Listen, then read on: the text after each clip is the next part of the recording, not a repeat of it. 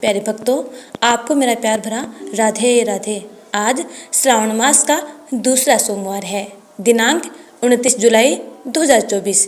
तिथि श्रावण मास कृष्ण पक्ष नवमी। आज हम सुनपान करेंगे श्रावण मास के दूसरे सोमवार की व्रत कथा। तो आइए महादेव और माता पार्वती का ध्यान करते हुए गणपति वंदन कर कथा को प्रेम पूर्वक श्रवणपान करते हैं। एक साहूकार था जो भगवान शिव का अनन्य भक्त था। उसके पास धन धान्य किसी भी चीज की कमी नहीं थी, लेकिन उसके कोई संतान नहीं थी और इसी कामना को लेकर रोज शिव जी के मंदिर जाकर दीपक जलाता था।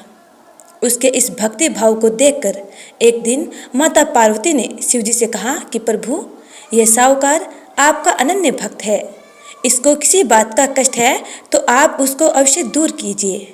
शिव जी बोले कि हे पार्वती, इस साहूकार के पास पुत्र नहीं है, यही इसका दुख का कारण है। माता पार्वती कहती हैं कि हे ईश्वर, कृपा करके इसे पुत्र का वरदान दे दीजिए। भगवान भोलेनाथ ने कहा कि हे पार्वती, साहूकार के भाग्य में पुत्र का योग नहीं है। ऐसे में अगर इसे पुत्र प्राप्ति का वरदान मिल भी गया तो वह केवल 12 वर्ष की आयु तक ही जीवित रहेगा। यह सुनने के बाद भी माता पार्वती ने कहा कि हे प्रभु, आपको इस साहूकार को पुत्र का वर देना ही होगा, अन्यथा भक्त क्यों आपकी सेवा पूजा करेंगे।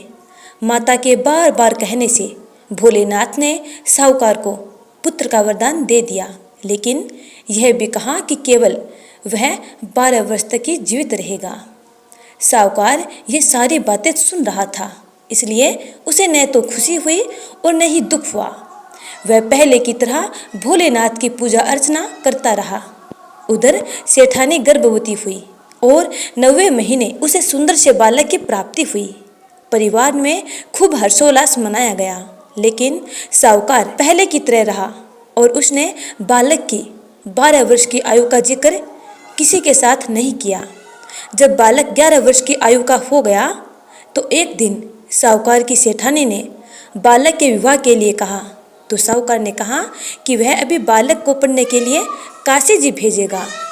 इसके बाद उसने बालक के मामा जी को बुलाया और कहा कि इसे काशी पढ़ने के लिए ले जाओ और रास्ते में जिस भी स्थान पर रुकना वहाँ यज्ञ करना और ब्राह्मणों को भोजन कराते हुए आगे बढ़ना। उन्होंने भी इसी तरह करते हुए जा रहे थे कि रास्ते में एक राजकुमारी का विवाह था। जिससे उसका विवाह होना था वह एक आंख से काना था। तो उसके पिता ने जब अति सुंदर साहूकार के बेटे को देखा तो उनके मन में आया कि क्यों न इसे ही घोड़े पर बिठाकर शादी के सारे कार्य संपन्न करा लिए जाए। तो उन्होंने मामा से बात की और कहा कि इसके बदले में वह अथाह धन देंगे। तो मामा भी राजी हो गया। इसके बाद साहूकार का बेटा विवाह की वेदी पर बैठा और जब विवाह कार्य संपन्न हो गए तो जाने से पहले उसने राजकुमारी की चुनरी के पल्ले पर लिखा कि तेरा विवाह तो मेरे से हुआ है, लेकिन जिस राजकुमार के साथ तुम्हें भेजा जाएगा वह एक आंख से काना है। इसके बाद वह अपने मामा के साथ काशी के लिए चला गया। उधर जब राजकुमारी ने अपनी चुनरी पर लिखा हुआ पढ़ा तो उसने राजकुमार के साथ जाने से मना कर दिया। तो राजा ने भी अपनी पुत्री को बारात के साथ विदा नहीं किया। बारात वापस लौट गई। उधर मामा और भांजे काशी जी पहुंच गए। एक दिन जब मामा ने यज्ञ रच रखा था और भांजा बहुत देर तक बाहर नहीं आया तो मामा ने अंदर जाकर देखा तो भांजे के प्राण पखेरु उड़ गए थे, यानी उसके प्राण निकल चुके थे। वह बहुत परेशान हुए, लेकिन सोचा कि अभी रोना पीटना मचाया तो ब्राह्मण चले जाएंगे और यज्ञ कार्य अधूरा रह जाएगा। जब यज्ञ संपन्न हुआ तो मामा ने रोना पीटना शुरू किया। उसी समय शिव पार्वती उधर से जा रहे थे। तो माता पार्वती ने शिव जी से पूछा, हे प्रभु, ये कौन रो रहा है। तभी उन्हें पता चलता है कि ये तो भोलेनाथ के आशीर्वाद से जन्मा साहूकार का पुत्र है। तब माता पार्वती कहती हैं कि हे स्वामी, इसे जीवित कर दें, अन्यथा रोते रोते इसके माता पिता के प्राण निकल जाएंगे। तब भोलेनाथ ने कहा कि हे पार्वती, इसकी आयु इतनी ही थी, सो वह भोग चुका है। लेकिन माँ के बार बार आग्रह करने पर भोलेनाथ ने उसे जीवित कर दिया।